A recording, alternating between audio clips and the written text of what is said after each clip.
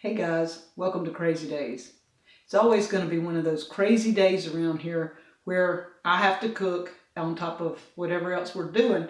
And I like to cook a little off the wall. I'm trying to cut out as much butter and oil as possible. So today our recipe is going to be a gluten-free biscuit without butter and oil. I made some yesterday and I'm going to show you what I did and why I'm making them again today. And just show you a few of the other things we're doing. I've got rabbit in the crock pot with our onions, garlic, and peppers that we have frozen. Added that, and it's our rabbit that we harvested here at Deep South. I've got a Cherokee tan pumpkin. I'm fixing to add some of our cane syrup. It's our Cherokee tan pumpkin, our cane syrup, going in the oven for later today. The biscuits that I made yesterday, we're not throwing them out, guys. I made a mistake. Forgot which video I was doing and what I needed to take out. Took out the wrong thing. So I'm going to show you what I'm going to do with those. And then we're going to make the gluten-free biscuits without any butter and oil. So let's get started. First off, the rabbit in the crock pot. Doesn't that look awesome? In about 5 hours, that will be done. I will add in about 4 hours, I'll add some potatoes and carrots to that. So project number 1, supper.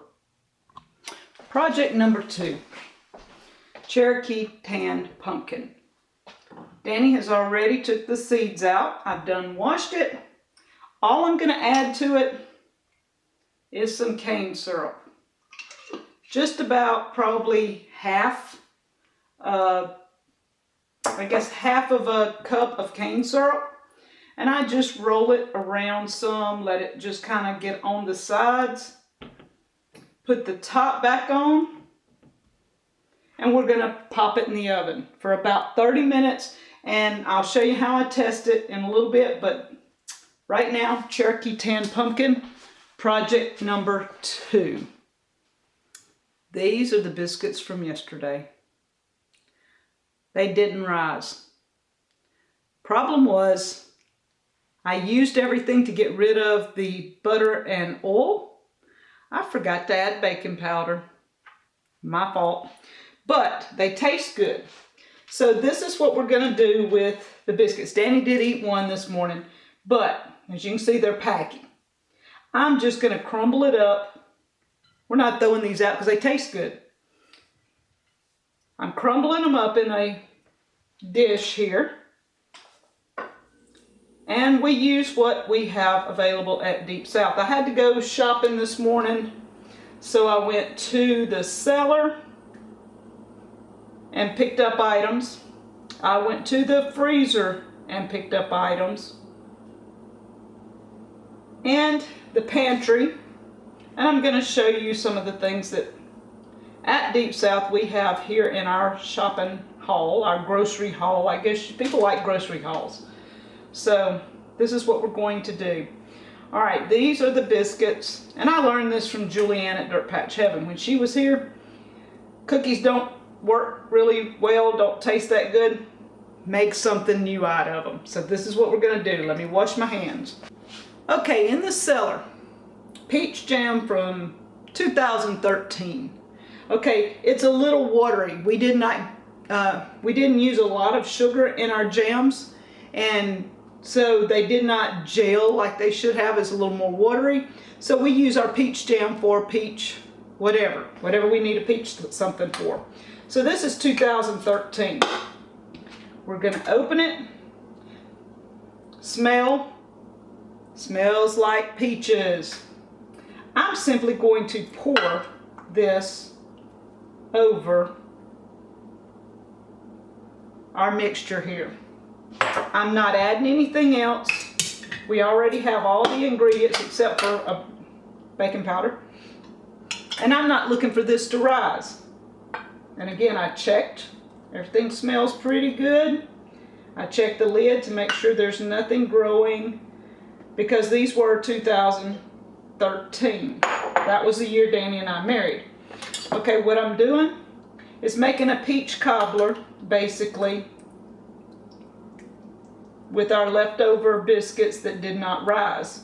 And in a peach cobbler, you're not worried whether it rises or not. So this is going into the oven about 15-20 minutes, because there again, this is all done. It just needs to go in the oven. So dessert from a flat biscuit and peach jam. The purpose of the whole video is a gluten-free biscuit without butter or without oil.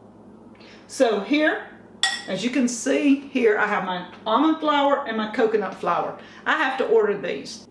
There'll be a link below on the I'm a Nut Amazon link so that you can order the almond flour. My recipe calls for 2.5 cups of flour.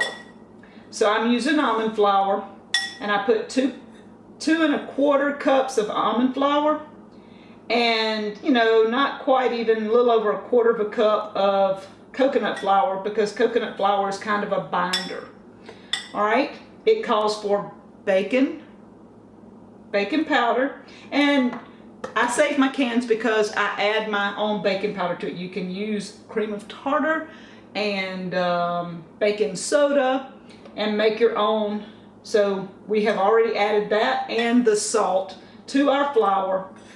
It's soft, I've got the lumps out, everything's ready to go with the flour. Okay, my original recipe calls for 2 tablespoons of butter, 2 tablespoons of oil. We're not using butter and oil. The trip to the cellar was for our replacement. This is applesauce from June of 2015. Applesauce is a replacement for butter and oil.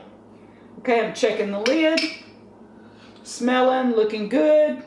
There's nothing in here that's not growing anything. That's what you want to look for in your jars. So it calls for 2 tablespoons of butter and 2 tablespoons, let's add a little extra for good measure, of oil. I usually use coconut oil and butter, but we're using all applesauce this time. The other thing my recipe calls for is honey. So this came from Red Duchess Farms. Check out their link. They've started their own YouTube channel here lately, and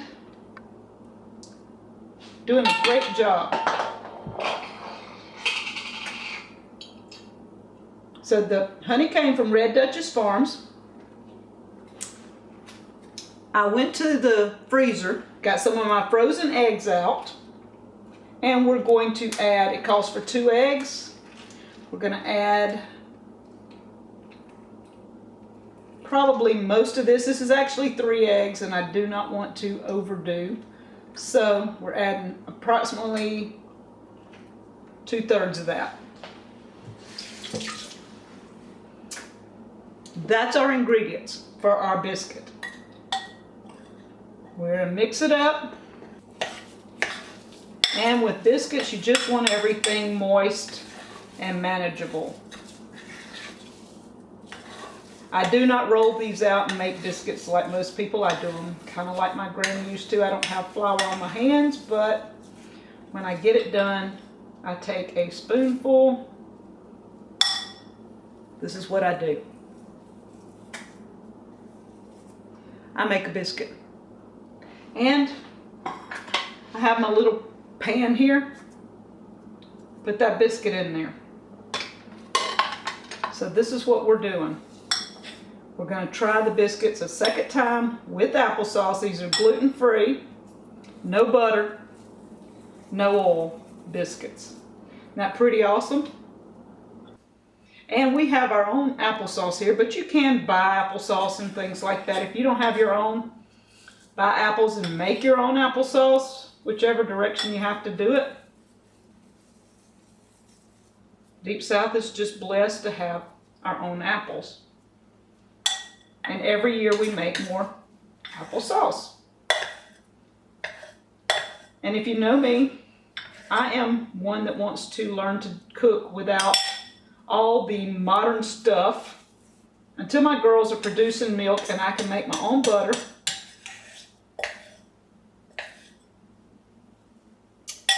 I want to cut the intake of butter from town out. And yes, I could go buy milk and make my own, but if I've got to buy milk from a store, I just soon buy the butter. So, project number 3, gluten-free biscuits without butter, without oil. Let's see how they turn out. Okay guys, I guess I can't count. Project number 1, my rabbit in the crock pot. Project number 2, my pumpkin in the oven.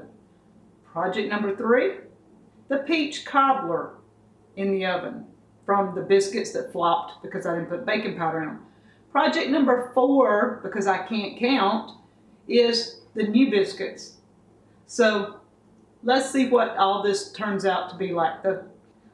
We'll check our biscuits shortly, then we'll check the cobbler after that, and the pumpkin last, because they all have different time periods that they are cooking.